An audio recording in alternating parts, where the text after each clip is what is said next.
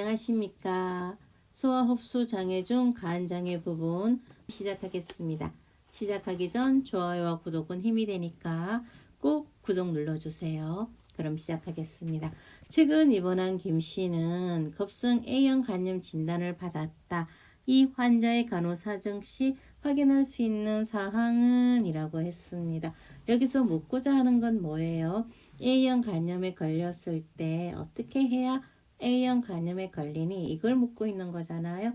그러면 어떻게 해야 A형 간염에 걸리나요? 1번 수혈받은 경험. A형은 어떻게 걸리죠? 간경이죠. 환경. 오염된 음식 또는 대변에 오염된 음식. 그리고 환자 대변에 노출된 경우, 위생 불량인 경우, 대변에서 구강 경로로 전파되는 경우가 A형 간염입니다. 그래서 수혈받은 거는 피로 전달되는 거죠. 그래서 틀린 거고 2번 오염된 음식물 섭취. 그렇죠. 이러한 오염된 음식물을 통해서 감염되는 거 A형 간염의 특징이죠. 요거 기억해 주시고요. 마약 투여 교차 감염이죠. 틀린 거고요. 감염된 주사 바늘에 찔린다. 이것도 교차 감염이고 마약 투여랑 비슷한 말들이에요. 틀린 거고요. 타인이 사용하던 면도기 사용. 이것도 아닌 거죠. 타인이 사용하던 면도기 같은 경우는 피가 전달될 수가 있는 거잖아요. 그래서 이것도 피랑 연관을 조금 지어주면 나쁘지 않습니다. 우리가 간염이라고 하는 것은 어떤 것을 얘기를 하나요? 간염이라고 하는 것은 간에 대한 간염은 A에서 J까지 7가지 정도가 있어요. 7가지 바이러스가 있는데 우리에게 가장 많이 알려진 거는 A, B, C, D, E죠.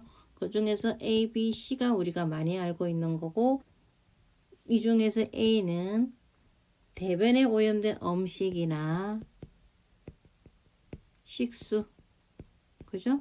그리고 대변에 우리가 노출되었을 때도 A형에 걸릴 수가 있다. 이렇게 얘기를 하는 거고요. B와 C는 피와 체액입니다.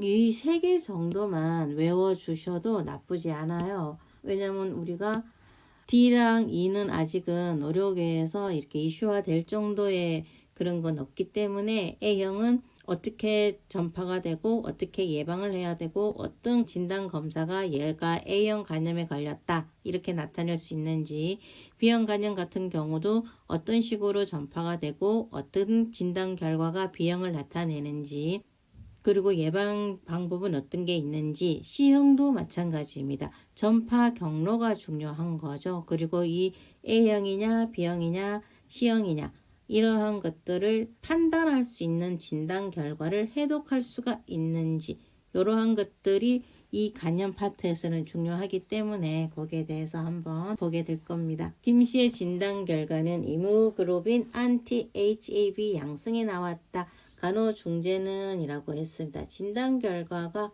이뮤노글로빈 안티 헤파티티스 A 바이러스랍니다. 거기서 양성이 나왔다고 하네요.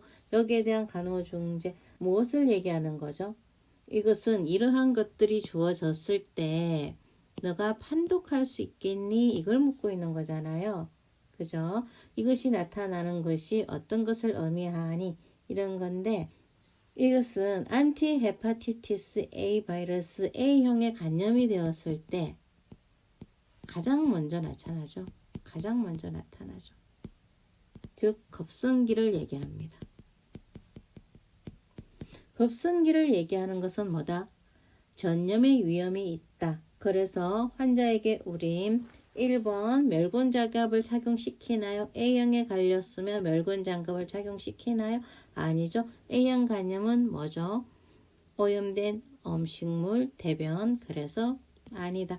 멸군 가인 입히나요? 굳이 그럴 정도 아니죠. 틀린 답이고요. N95 마스크 착용시키나요? 공기 간염 아니죠. 틀린 답이고요. 1인 음악 병실에 격리시킨다.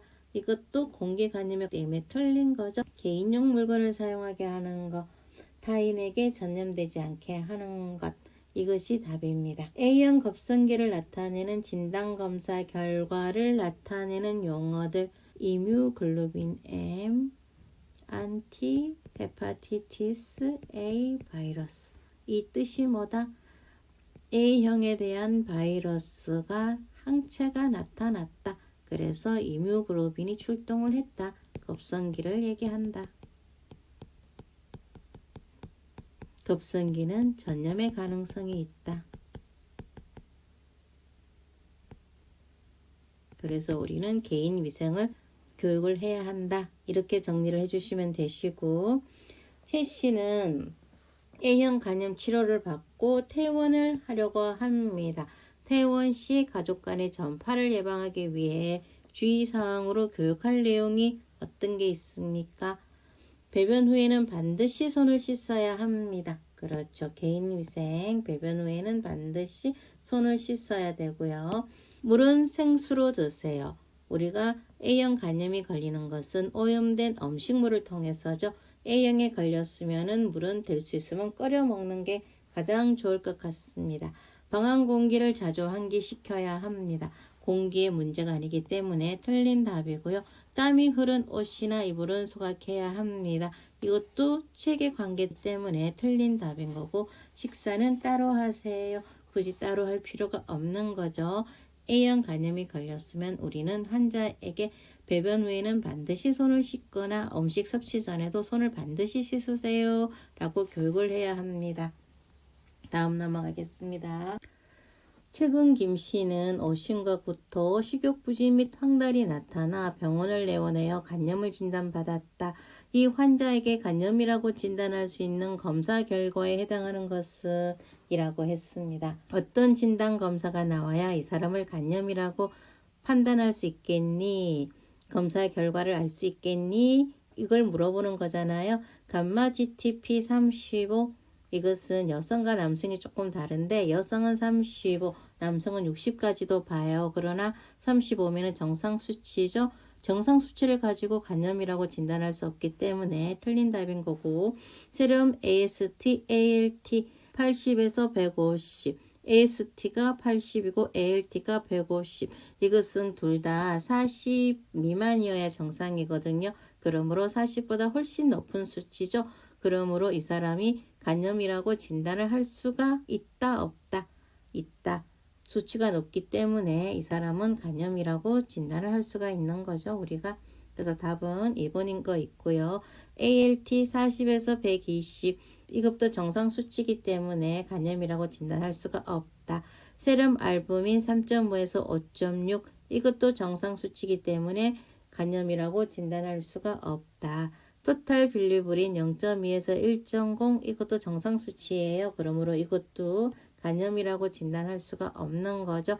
그래서 우리가 간염이라고 진단할 수 있는 것은 감마 GTP, AST, ALT, ALP, 알부민, 토탈 빌리루빈 이러한 수치가 흔들릴 때 우리가 간염이라고 진단할 수가 있는 거죠. 그래서 답은 2번인 거 있고요. 다음 중 간 기능과 관련된 검사는 이라고 했습니다. 어떤 검사를 해야 간 기능을 알아보겠니? 이런 거 세럼 트랜스 아미노아지를 알아보려면 이 보틀 중에서 어떤 걸 사용해야 되냐면 SST나 LFT라고 하거든요. 이러한 보틀을 사용해 줘야 되는 거고, 아니 여기를 보면은 겔이 있어요. 항응고 촉진제 같은 거고 원심 분리기를 사용을 해서 분류를 시켜줍니다. 그래서 간 기능과 관련된 검사는 세럼 트랜스 아미노아제 얘를 사용해 주는 거고요. 답이 1번입니다. 2번 세럼 엘렉트로리티 이거 같은 경우는 엘렉트 전해질을 알아보는 거죠. 보틀은 똑같은 걸 사용해 주는 거고요. 헤모글로빈 같은 경우는 빈혈 수치를 알아보는 거죠. 얘를 사용해 주는 거고요. 글루코즈 토로렌즈 같은 경우는 요 파란색 보틀을 사용을 해 준답니다. 이렇게 해서 A형 간염에 대해서 전파 경로는 오염된 식수나 음식이죠. 그리고 분변 이러한 것들을 통해서 전파가 되는 거고, 진단 결과는 이무글로빈 안티 헤파티티스 A 바이러스가 나타날 때 얘는 급성기다. 급성기면은 간염을 시킬 수가 있기 때문에 우리가 예방법으로 교육을 어떻게 해야 된다? 개인 위생을 해야 된다. 개인위생을 교육을 해서 철저하게 간염 예방도 하고 치료에 도움이 되게끔 해줘야 됩니다. 그렇게 해서 A형은 이 정도 정리를 해주시면 되시는 거고, 이제 우리가 B형 쪽에서 많이 국시 문제가 나오죠. S 안티젠일 포지일 때 어떻게 하겠니? 또는 E 안티젠일 때 어떻게 하겠니? 여러 가지로 조금 다양성을 갖추는 게 B형 간염입니다. 그 이유가 우리나라에서 가장 많은 게 B형 간염이죠. 그러므로 B형 간염에 대해서는 확실하게 짚고 넘어가야 하고, 다음 문제 B형 간염으로 넘어가 보겠습니다.